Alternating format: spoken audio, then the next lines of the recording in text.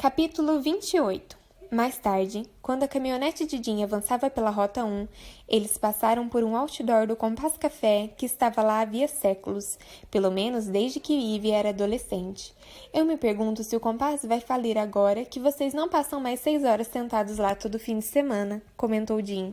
Não eram 6 horas, Ivy continuou olhando pela janela. Talvez 2. Não vai mesmo me contar o que aconteceu?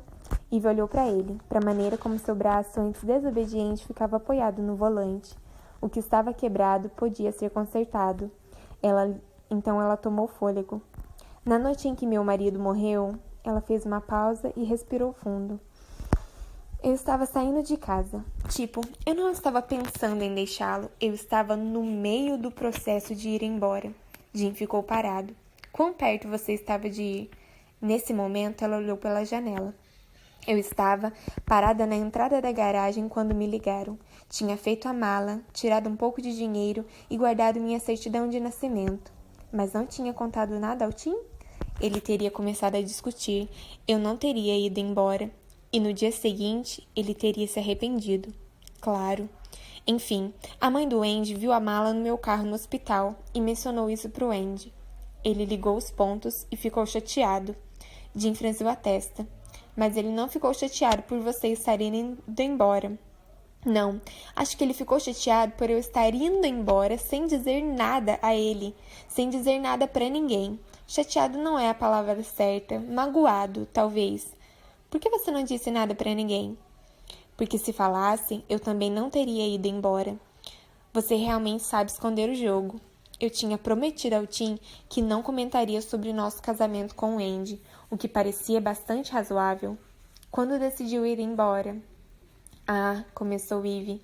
Bem, uma noite ele disse que ia comprar uma pizza para o jantar, mas quando chegou em casa, não estava com pizza nenhuma. Eu perguntei, você não ia trazer pizza para o jantar? E ele respondeu, eu nunca disse isso. Era tão bizarra a ideia de que eu teria imaginado todo um diálogo no qual ele me dizia que ia comprar pizza quando estivesse voltando. Eu me lembrava especificamente de ele dizendo que ia comprar pizza de pepperoni com cogumelos, pois eu não gosto de cogumelos e decidi que simplesmente ia tirá-los. Eu me lembrava e disse a ele, por que você está tentando me fazer parecer maluca, em vez de só dizer que se esqueceu de trazer o jantar? Que importância isso tem? E o que ele falou? Ele falou, passei 10 horas cuidando de pessoas doentes enquanto você ficava em casa sem fazer nada. Não sou seu serviço de entrega. Aí, simplesmente me afastei. Antes de você morar no anexo, era pra lá que eu ia pra ficar longe do Tim. Então eu fui pra lá, me deitei no chão e, claro, estava morrendo de fome, porque tinha ficado esperando por ele e nada de pizza.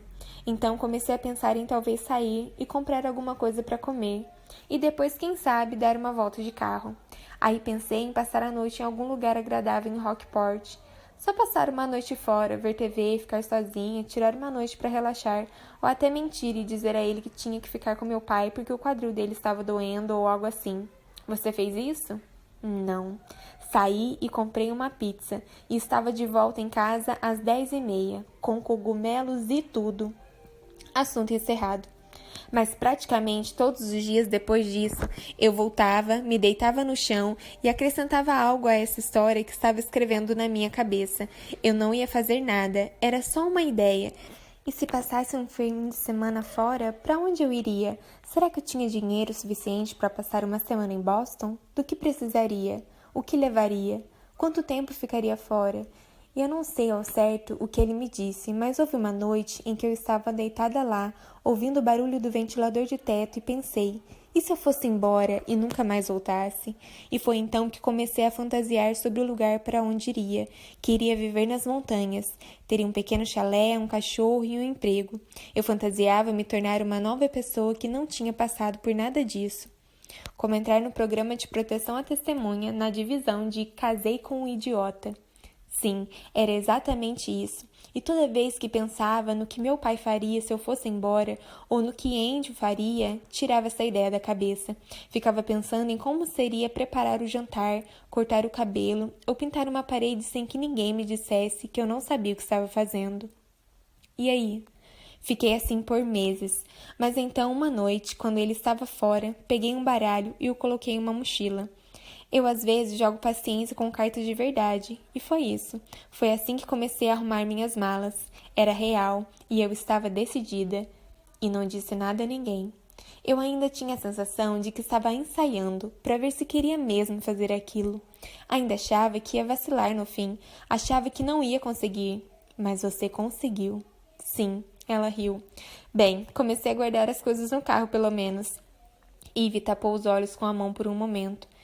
Eu meio que tinha uma data limite. Por fim, alguns dias antes da morte do Tim, eu disse a ele que me incomodava, que, bem, nós tínhamos ido a Bangor para jantar com alguns médicos que ele conhecia, e quando perguntaram o que eu fazia, ele respondeu por mim. Ela me faz feliz. Eu disse a ele.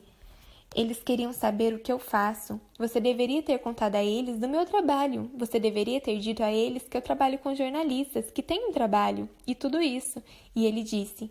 Eu estava tentando poupá-la. Não sabia que você ia se sentir se eu contasse ao grupo de médicos que você era a datilógrafa do livro que um fulano está escrevendo sobre árvores. Jim ficou boquiaberto. Chegou o dia e eu coloquei as coisas no carro. Talvez eu tivesse ido embora. Talvez tivesse me acovardado, eu acho. Você teria ido.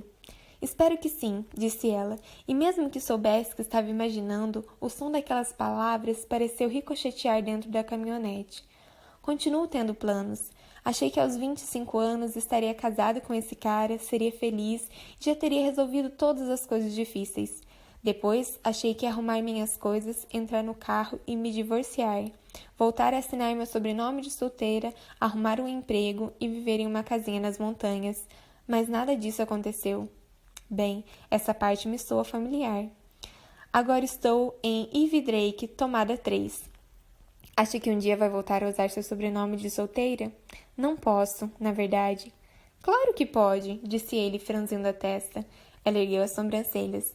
Abrir mão do sobrenome do meu marido, que no que depender da mãe dele vai acabar tendo uma ala no hospital batizada com seu nome? Dizer aos pais dele que não quero mais usar esse sobrenome? Acho que essa ideia não seria muito bem recebida. Então você vai carregar o sobrenome dele pelos próximos 50 anos só para não magoar ninguém? É, talvez, não sei. Os dedos de Ivy foram automaticamente para o bolso, para o relevo de seus anéis pressionando o tecido por dentro. É só o primeiro dia. De quê? Perguntou ele. Você sabe, disse ela, do que quer que seja. Capítulo 20